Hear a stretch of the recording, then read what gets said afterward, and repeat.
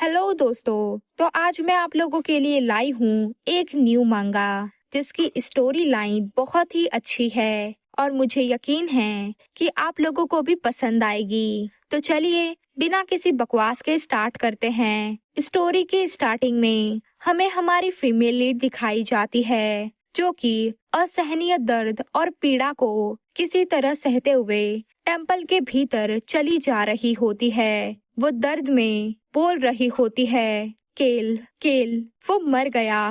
केल इस दुनिया में नहीं रहा। मेरी एकमात्र आशा जिसने किसी तरह मुझे इस दुनिया में जिंदा रखा वो केल ही था। इसी तरह से वो बड़बड़ाए जा रही होती है, लेकिन इतने में उसका पैर मुड़ता है और वो धड़ाम से जमीन पर गिर जाती है, लेकिन दर्द में चिल्लाते हुए कहती है, नहीं, उन्होंने उसे मार डाला। इसी के साथ अपने आंखों में आंसू लिए वो टेम्पल में गॉड के स्टैचू को देखते हुए बोलती है, केल, उसे उन्होंने मार डाला। इसी के साथ वो जोरों से रोते हुए सोचती है, अगर सच में कोई भगवान है, अगर केल को इस तरह से छोड़ दिया जाना और मार दिया जाना तय था, तो क्या मेरा इस दुनिया में आने का कोई कारण नहीं है? मैं अपनी जान दे दूंगी। ऐसा सोचते हुए वो जोरों से चिल्लाते हुए कहती है कि मैं अपनी जान दे दूंगी। प्लीज गॉड, मेरे बिलव्ड को वापस लाओ।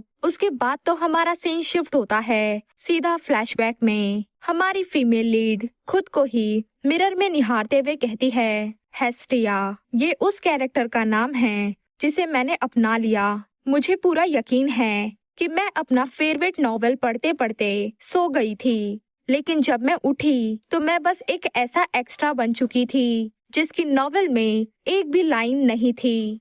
इसी के साथ वो खुद को ही देखते हुए सोचती है, अति सुंदर, लेकिन ये है कौन? क्या ये इसलिए है कि वो बस एक अनावश्यक एक्स्ट्रा थी जिसकी कोई अहमियत ही नहीं थी? हेस्टिया एक आम लड़की जिसका कोई परिवार नहीं था, फिर भी बिना किसी कारण के वो अमीर थी। इसी के साथ हम देखते हैं हमारी फीमेल लीड को, जिसका नाम अब हमें पता चल गया है, जो कि है हेस्टिया। वो अपने पैसे को देखते हुए लार टपका रही होती है और सोचती है, क्या पागलपन है। आमतौर पर जब कोई किसी नॉवेल की दुनिया में आता है तो उसे किसी को बचाना या मारना होता है, या फिर स्टोरी के असली प्लॉट से अलग दिशा में आगे बढ़ना होता है। लेकिन मैं तो पक्का एक तरह की एक्स्ट्रा ही हूँ जिसकी कोई लाइन ही नहीं है। तो भला मैं क्या कर सकती हूँ? बेहिसाब दौलत और बिल्कुल ही बेकार सी एक्स्ट्रा। तो मैं क्या करूँ? जाहिर है मैं अपने बिलव्ड पर फैन गर्ल बन सकती हूँ। वो तो बहुत खुश हो जाती है कि बेरोजगार रहते हुए ढेर सारा पैसा होना सबसे बढ़िया है।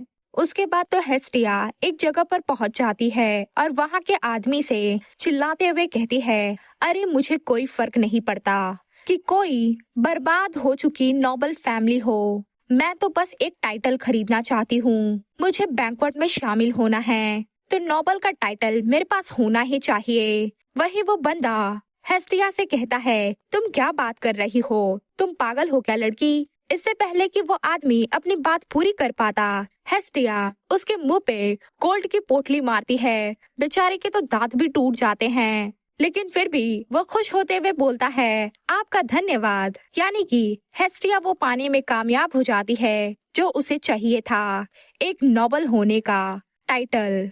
वहीं पीछे वो आदमी भी खुश हो रहा होता है कि मैं तो अब अमीर हूँ। उसके बाद तो हमें हेस्टिया बताती है कि मैंने वो फर्जी टाइटल लेकर नोबल्स द्वारा रखे गए कई बैंक्वेट्स में हिस्सा लिया। आखिरकार यही एक तरीका था जिससे मैं उन्हें देख सकती थी। उसके बाद तो हमें बताया जाता है लंबे प्यारे हिलते हुए गुलाबी बाल जिसमें हल्की मोती जैसी चमक थी, चमकती आंखें जिसमें गहरा रहस्यमय समुद्र नीला और हरा मिलता जुलता था। वो है इस कहानी की ओरिजिनल फीमेल लीड डायना। उसे देखकर तो हेस्टिया का दिल ही बाहर आने लगता है कि वाओ, ये कितनी खूबसूरत है।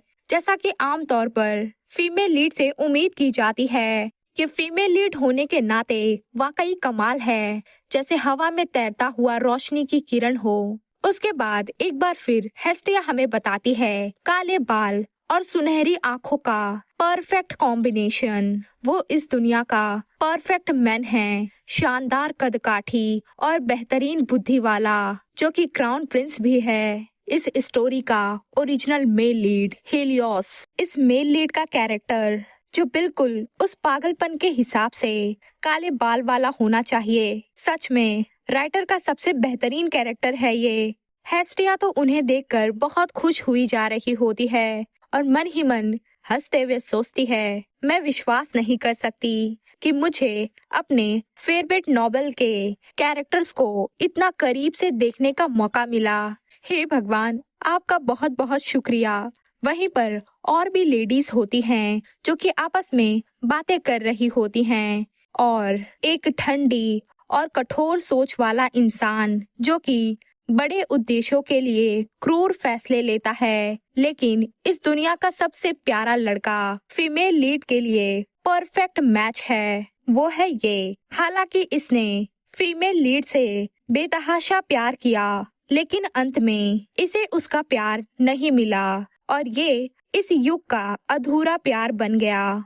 फिर भी इसकी बदकिस्मती का अंदाज इस पर बिल्कुल अच्छा लगता है और यही इसे एक अलग चार्म देता है। वैसे भी ये सबसे क्रूल, सबसे सुंदर, सबसे हैंडसम और ब्रह्मांड में ये एक ही इसके जैसा कोई नहीं। इसकी खूबसूरती ऐसी जैसे पहले कभी देखी न गई हो। यह है इस नॉवेल का सेकंड मेल लीड केल। हाँ, वही है मेरा favourite character. Oh my baby. इसी के साथ हेस्टिया अपने आइडल के प्यार में पागल एक फैन गर्ल की तरह अपनी आंखों में आंसू लिए केल को देखकर बहुत ज्यादा खुश हुए जा रही होती है। केल, मैं तुमसे प्यार करती हूँ। इसी के साथ हेस्टिया आगे कंटिन्यू करते हुए कहती है, इन बैंक्वेट्स में मैं इतना सारा पैसा खर्च करती हूँ सिर्फ इसलिए कि इन्हें आकर देख सकूं। क्या कोई और परफेक्ट आर्ट सच में हो सकता है? क्योंकि जब ये तीनों साथ होते हैं तो वे सबसे परफेक्ट आर्ट बन जाते हैं। इसी के साथ हेस्टिया अपने पास की लेडीज की बातें सुनती है जो कि बोल रही होती हैं कि सिर्फ साथ खड़े होकर ही ये तीनों एक परफेक्ट आर्ट बन जाते हैं। हाँ, तुम बिल्कुल सही हो। ये सब सुन हमारी हेस्टिया और भी ज्यादा खुश हो जाती है और हंसते हुए कहती है, ही। ये सब भी ऐसा ही सोचते हैं। उन लेडीज में से एक आगे कंटिन्यू करते हुए कहती है, लेकिन मैं उनसे मिलने के लिए बहुत नर्वस हूँ। वाकई उनकी एक डराने वाली आभा है। ये सब सुन हेस्टिया मन ही मन कहती है, हालांकि मैंने उस एक्स्ट्रा कैरेक्टर के बॉडी पर कब्जा कर लिया है जो उन्हें जाकर ग्रीट भी नहीं कर सकती। मैं बस इतने से ही संतुष्ट हूँ कि मैं अपने पसंदीदा नॉवेल के मेन कैरेक्टर्स को असल जिंदगी में देख पा रही हूँ। मैं यही हूँ, यहाँ तक कि ये हवा भी जो उनकी ओर बह रही है मुझसे होकर। इससे कोई फर्क नहीं पड़ता कि मैं नॉवेल की दुनिया में आई हूँ या नहीं, क्योंकि यहाँ सब कुछ असली प्लॉट के हिसाब से ही बिना किसी समस्या के आगे बढ़ रहा है। क्या मुझे एक पागल फैन गर्ल ही बनना था? एक सेंटेस यानी कि संत जिसके पास लोगों का इलाज करने की दिव्य शक्ति है, वो है डायना, भगवान की बेटी जो हमेशा प्यार फैलाती है और हमेशा कमजोरों का साथ देती है। वो इस एम्पायर यानी कि साम्राज्य की एक लौती उम्मीद है जो लालच और छल से भरी हुई है। वहीं हम डायना को देखते हैं जो कि ढेर सारे बच्चों के साथ खेल रही होती है और उसके पीछे ही दोनों मेल कैरेक्टर्स होते हैं। क्राउन प्रिंस हीलियोस डायना की ओर हाथ बढ़ाते हुए कहता है, मैं तुम्हारे साथ हर काम में शामिल होऊंगा। तुम जो मानती हो वही सही है। वहीं केल भी कहता है, भूलना मत, मैं हमेशा तुम्हारे साथ रहूंगा डायना उनकी ओर देखती है और हंसते हुए उनकी ओर बढ़ने लगती है। वहीं हेस्टिया कंटिन्यू करते हुए कहती है, लेकिन जाहिर है इस नॉवेल में एक विलन भी है।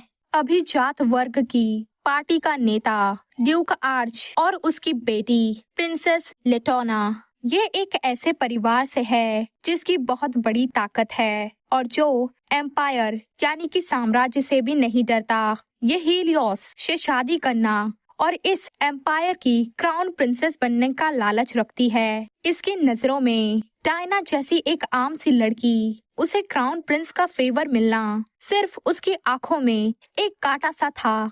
इसी के साथ हम देखते हैं कि प्रिंसेस लेटोना ने डायना पर वाइन फेंककर उसे गिरा दिया है। प्रिंसेस लेटोना चिल्लाते हुए कहती है, क्या तुम्हें सच में लगता है कि तुम्हारे जैसा एक नीच खून वाला इंसान साम्राज्य के सबसे नोबल इंसान के साथ खड़े होने के लायक है? हीलियोस और केल ये दोनों ही डायना को संभाल रहे होते हैं। हीलियोस गुस्से से चिल्लाते हुए कहता है, तुम कर क्या रही हो? वहीं केल डायना की फिक्र करते हुए उससे पूछता है, तुम ठीक तो हो? वहीं प्रिंसेस लेटोना गुस्से में हंसते हुए और इस बैंक्वेट में डायना को बेइज्जत करते हुए हीलियोस से कहती है, अगर तुम नहीं चाहते कि ड्यूक आर्चर्स एक नई डची को एस्टेब्लिश करें तो तुम्हें मेरे शादी वाले प्रपोजल को एक्सेप्ट करना होगा। इसी के साथ हमें बताया जाता है कि अभिजात वर्ग की पार्टी के प्रभाव ने इंपीरियल फैमिली यानी कि शाही परिवार की सत्ता को हिला दिया, जिससे क्राउन प्रिंस को अपनी जिंदगी के प्यार के सामने होने के बावजूद भी किसी और से शादी करने के लिए मजबूर होना पड़ा। वहीं हम देख रहे होते हैं केल को, जिसे प्रिंसेस लेटोना का ये बर्ताव बिल्कुल पसंद नहीं आता और वो गुस्से में अपने दांत भींच लेता है। हेस्टिया अब भी कंटिन्यू करते हुए बता रही होती है कि आखिर में मेरे बेबी ने मेरा मतलब है कि सेकंड मेल लीड केल ने अपने सबसे अच्छे दोस्त और अपनी प्रेमिका के लिए सब कुछ अपने हाथ में लेने का फैसला करता है। डची के भ्रष्टाचार और पापों को बहाना बनाकर उसने उन्हें जहरीली चाय पिलाकर मौत के मुंह में धकेल दिया। उसने मेल लीड और फीमेल लीड के रास्ते में आने वाले दोनों विलन्स को खत्म कर दिया और फिर ये तीनों खुशी खुशी जिंदगी बिताने लगे। इसी के साथ हम आगे देखते हैं वास्क को फेंक कर तोड़ते हुए डायना गुस्से से कहती है, केल तुम इतना बुरा काम कैसे कर सकते हो? तुम इतने क्रूर कैसे हो सकते हो? वहीं केल उसे समझाने का ट्राई कर रहा होता है कि डायना मैं तो बस, लेकिन डायना तो रोते हुए चिल्ला रही होती है कि मैं तुम्हारे बहानों को सुनना नहीं चाहती। तुम्हारे पास ऐसा करने का कोई हक नहीं था, मतलब कि तुम्हारा उन्हें मारने का कोई हक नहीं था। खैर गाइस, अगर केल ऐसा ना करता तो ये फीमेल लीड मारी जा सकती थी। डायना तो अब भी चिल्ला रही होती है कि मैंने तुम पर भरोसा किया था, लेकिन अब मैं तुम्हारा चेहरा दोबारा नहीं देखना चाहती। इतना कह डायना केल से दूर जाने लगती है। केल एकदम शॉक में खड़ा रह जाता है। वहीं हेस्टिया कंटिन्यू करते हुए बताती है कि इस घटना के बाद डायना ने पूरी तरह से केल का साथ छोड़ दिया। उसके बाद तो हम देखते हैं कि एम्पायर में सभी लोग बहुत खुश होते हैं, क्योंकि ओरिजिनल स्टोरी के अनुसार क्राउन प्रिंस हीलियोस ने संत डायना से सबके आशीर्वाद के साथ शादी कर ली। उस वक्त इस जोड़े को भीड़ में से हमारी हेस्टिया भी देख रही होती है और मन ही मन कहती है, मुझे इस नॉवेल की दुनिया में आए 1 साल हो गया है। आखिरकार ये खत्म हुआ, यानी कि नॉवेल की हैप्पी एंडिंग हो गई। मैंने एक एक्स्ट्रा के तौर पर कुछ भी नहीं किया और नॉवेल अपने आप ही खत्म हो गया। मैंने सोचा कि क्या मैं अब अपने असल दुनिया में वापस जा सकती हूँ। ये दोनों देखने में तो बहुत खुश लग रहे हैं। ओरिजिनल स्टोरी के अनुसार फीमेल लीड और मेल लीड दोनों आखिर में एक साथ हो जाते हैं। उसके बाद मैंने दिल से यही चाहा कि केल भी खुश रहे। मैंने बिल्कुल वैसा ही सोचा, वैसे ही जैसे मैं जब नॉवेल पढ़ते पढ़ते रोती थी और सोचती थी कि केल उनके लिए कुछ ज्यादा ही अच्छा है। मैंने सोचा तुम बहुत समझदार हो, तो इस गुजरते हुए प्यार में मत उलझो। मैं आशा करती हूँ कि तुम अपने टूटे हुए दिल के दर्द को भूल जाओगे और गर्व के साथ अपनी जिंदगी जियोगे। इसी के साथ हेस्टिया सोचती है कि मुझे नहीं लगा था कि केल डायना और हीलियोस के शादी में बाहर नहीं आएगा। मैं सच में उसका चेहरा आखिरी बार देखना चाहती थी। अब मैं अपनी दुनिया में लौट जाऊंगी, लेकिन तुम सभी इस दुनिया में जीते रहोगे। मैं आशा करती हूँ कि तुम खुश रहो। हैप्पी एंडिंग के बाद मेरा अपनी दुनिया में लौट जाना, मैं यही तो चाहती थी, लेकिन ऐसा हुआ नहीं। 1 साल बाद जब मैं अपने बिलव्ड से फिर मिली, मैं ठीक नहीं थी, लेकिन वो तो बिल्कुल भी ठीक नहीं था। वो मौत के सामने खड़ा था। इसी के साथ हम देखते हैं हेस्टिया कमजोर सी हालत में जंगल के बीचों बीच होती है। वहीं उसके सामने केल होता है और उसकी हालत तो बहुत ही बदतर होती है। और इस तरह से जंगल के बीच हेस्टिया अपने पसंदीदा कैरेक्टर से आमने सामने पहली बार मिलती है, लेकिन इतनी बुरी हालत में।